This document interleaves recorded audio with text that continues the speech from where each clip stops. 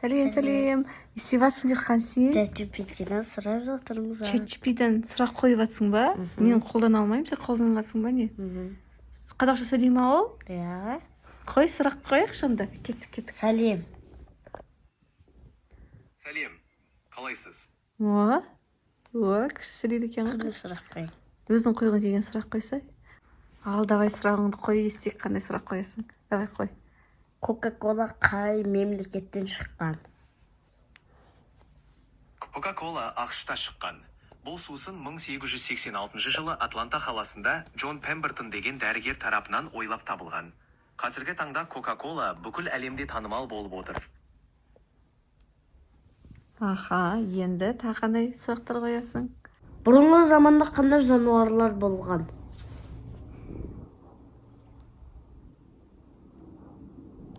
Бұрынғы заманда әртүрлі жануарлар болған, кейбіреулері қазіргі кезде жойылып кеткен. Мысалы, динозаврлар миллиондаған жылдар бұрын жер бетінде өмір сүрген. Сонымен қатар, мамонттар мен жыртқыштардың кейбір түрлері де осы уақытқа дейін жойылды. Сізге қандай жануарлар туралы көбірек қызықты? Қандай жануар қызықты саған? Маған қасқыр туралы айтып берші.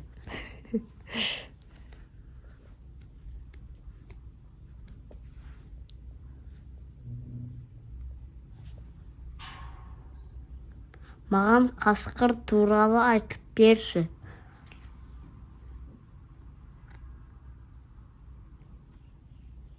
Қасқыр жабайы жануар, ол иттер тұқымдасына жатады. Қасқырлар көбінесе ормандарда, тау-кен аймақтарында және далаларда өмір сүреді. Олар топтасып өмір сүріп, аң аулайды. Қасқырлардың топтары тұқым немесе пакет деп аталады. Әдетте бұл топта бір альфа еркек пен альфа ұрғашы басшылық етеді, ал қалғандары осы топқа қызмет етеді. Қасқырлар өте күшті және батыл аңдар. Олар көбіне бұғылар, жабайы шошқалар мен басқа да үлкен жануарларды аулайды. Қасқырлар табиғатта өте маңызды рөл атқарады, себебі олар экосистемада тепе-теңдікті сақтауға көмектеседі. Қазіргі кезде қасқырлар көбінесе адамдардан алшақ тұратын аймақтарда өмір сүріп сирек кездеседі. Бірақ көптеген елдерде олардың сақталуын қамтамасыз ету үшін қорықтар мен табиғи резерваттар ашылған.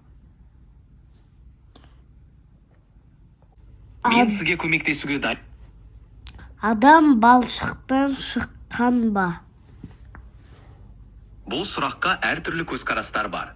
Кейбір адамдар бұл сұраққа діни наным-сенімдерге сәйкес жауап береді. Мысалы, кейбір діни ілімдер адамның жаратылуын Құдайдың қалауымен байланыстырады. Ғылыми тұрғыдан қарасақ, қазіргі ғылым адамның дамуын эволюциялық процесс ретінде түсіндіреді. Әркімнің өз пікірі мен сенімі бар. Сен қандай машиналардың маркаларын білесің? Мен көптеген танымал маркаларды білемін. Мысалы, Apple, Samsung, Nike, Adidas, Toyota, BMW және басқа да көптеген брендтер. Сіз қандай маркалар туралы білгіңіз келеді? Көліктің маркаларын деп айтсың. Қандай көліктің маркаларын білесің? Көліктердің танымал маркаларына мыналар жатады. Toyota, BMW, Mercedes-Benz, Audi, Ford, Honda, Nissan, Volkswagen, Kia. Бұл маркалар әртүрлі типтегі көліктер шығарады және әлемнің әр түкпірінде танымал. Сізге қай көлік маркасы қызықты? Маған BMW машинасы қызық.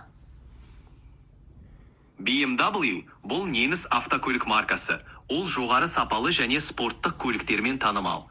BMW көліктері әртүрлі модельдерде ұсынылады. Мысалы, седан, универсал, кроссовер және спорткарлар. BMW маркасының көліктері күшті қозғалтқыштары, жоғары сапасы және жүргізу тәжірибесімен ерекше. Жазасың ба? Давай, көрейік не жазатын.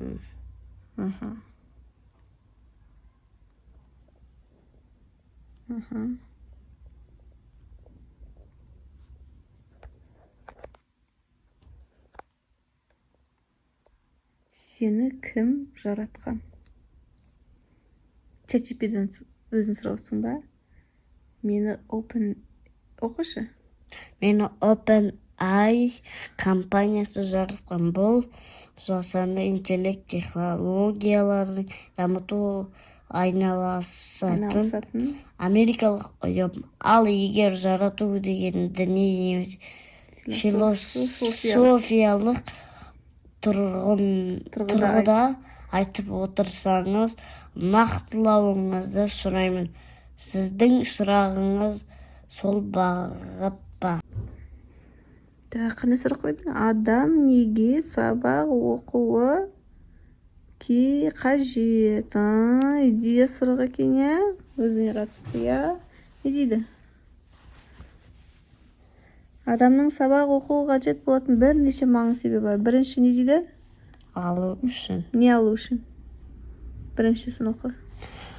Білім адамның категориясын. Білім алу үшін, иә? Екіншісі, қарамен оқығандарды оқы. Екіншісі, маман иесі болу үшін. Үшінші, өзі дамыту үшін. Төртінші, жауапкершілікті үйрену үшін. Қоғамға пайдалы болу үшін. Вот. Енді Четко айтыпты, иә? Не үшін оқу керек деп, иә? жазып. Келесі сұрақ. Жазып жатыр екен.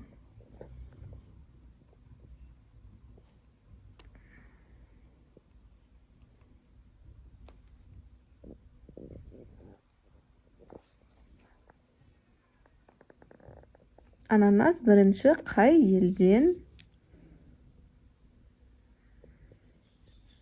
шыққан дейді. Не дейді? Ананас алғаш оңтүстік Америкада, нақтырақ атқан қазіргі Бразилия мен Парагвай аумағында пайда болған. Бұл тропикалық жемісті жергілікті халықтар ежелден өсіріп тұтынған. Енді не бар? Математикада есепті сұрап көресің ба? Сұрап көреге шеше алам екен, иә?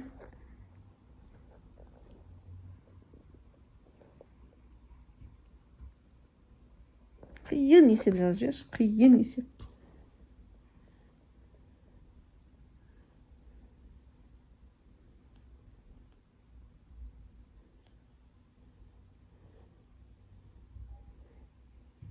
Бірінші класстың есептері ма? Жоқ. Ана М деген не артындағы? Миллион деген сөз. Ол оны түсінбей қалу мүмкін оны. Анда жүрсе. Миллион болса кәдімгі 6 0 қосып жазу керексің.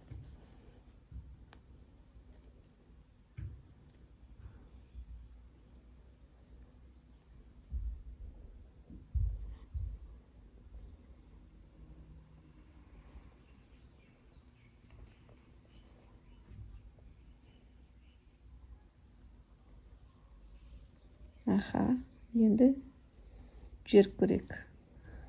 Ол қанша уақытта тез есептей ма, тез есептемей ма, соны бір көрейік. Қана көрейік. О, міне 12.500 дейді. О, сразу шығарды, иә? 1 секундта шығарып кетті, иә?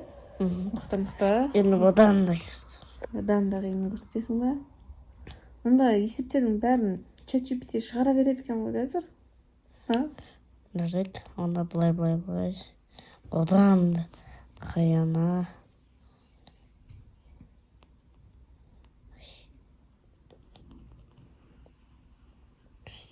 Жазып кеттім. Істей алайын өтсем. Сен білесің ба?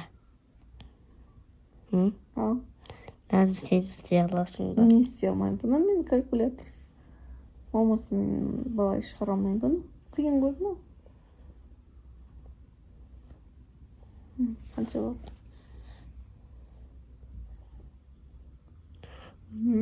Маңғыра 2 миллиард 982 миллион. Бұл 2 миллион демес, 2 миллиард демес, бұл триллиард болып кетіп отыр ғой.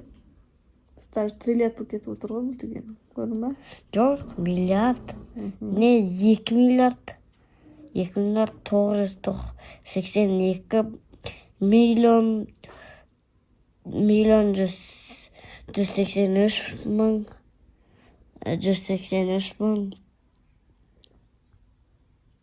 Ая, дұрыс екен сен айтқаның. Я да бунда мен точно айта алмаймын қанша екенін. Видео ұнаса лайк басып тіркеліп кетіңіздер.